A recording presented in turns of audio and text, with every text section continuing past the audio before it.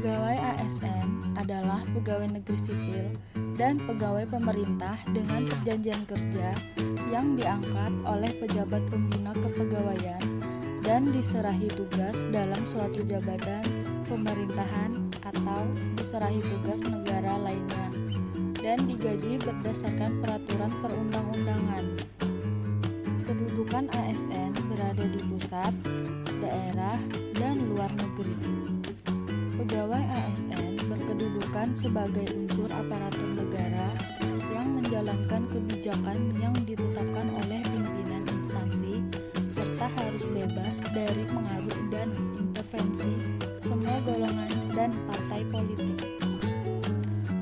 Pegawai ASN terdiri dari dua, yaitu 1. PNS yang diangkat sebagai pegawai ASN secara tetap oleh pejabat pembina kepegawaian dan memiliki nomor induk pegawai secara nasional.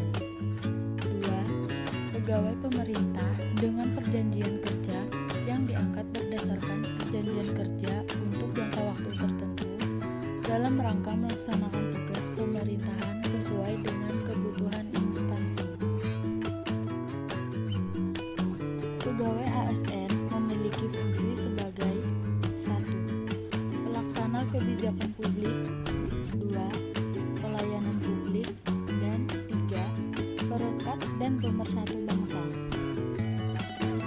Dalam penyelenggaraan kebijakan dan manajemen ASN, dikenal adanya asas proporsionalitas yang mengutamakan keseimbangan dan antara hak dan kewajiban pegawai ASN.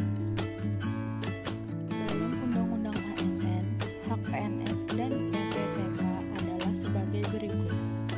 1. PNS berhak memperoleh A. Gaji, tunjangan, dan fasilitas.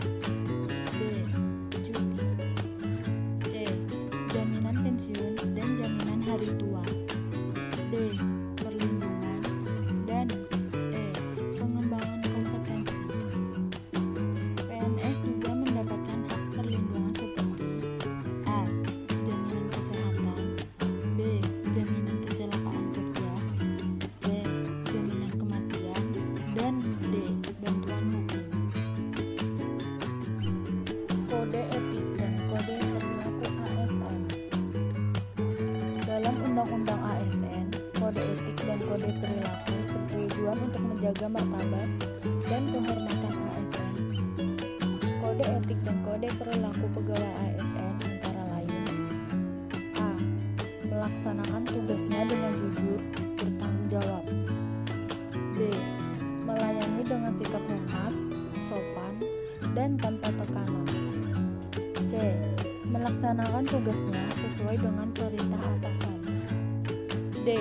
Menjaga kerahasiaan yang menyangkut kebijakan negara. E. Menggunakan kekayaan dan barang milik negara secara bertanggung jawab, efektif, dan efisien. Fungsi kode etik dan kode perilaku dalam birokrasi antara lain: 1. Sebagai pedoman. 2. Sebagai standar penilaian sifat dan perilaku. 3.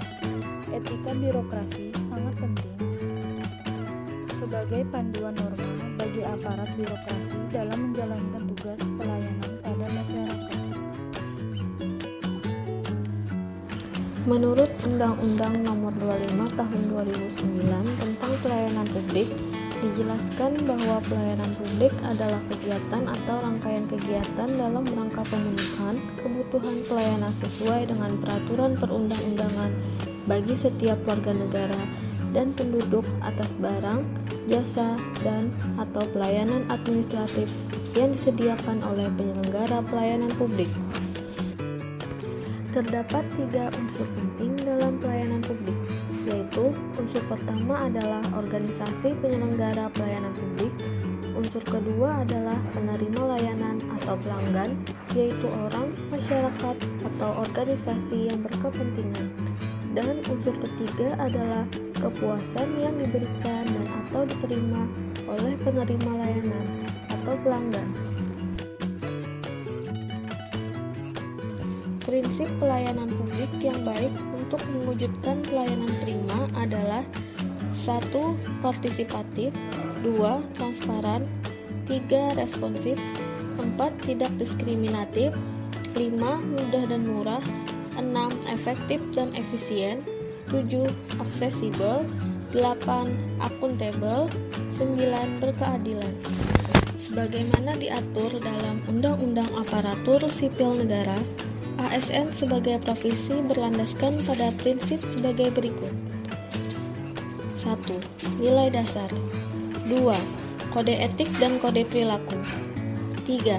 Komitmen, integritas moral, dan tanggung jawab pada pelayanan publik. 4. Kompetensi yang diperlakukan sesuai dengan bidang tugas. 5. Kualifikasi akademik. 6.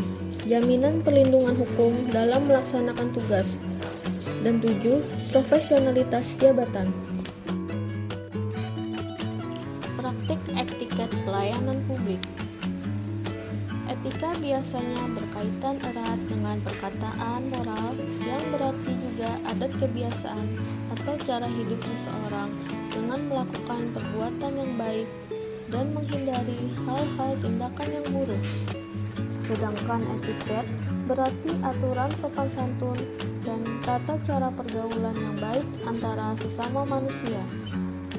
Etiket mengajarkan kita untuk memelihara hubungan baik, bahkan memikirkan kepentingan dan keinginan orang lain.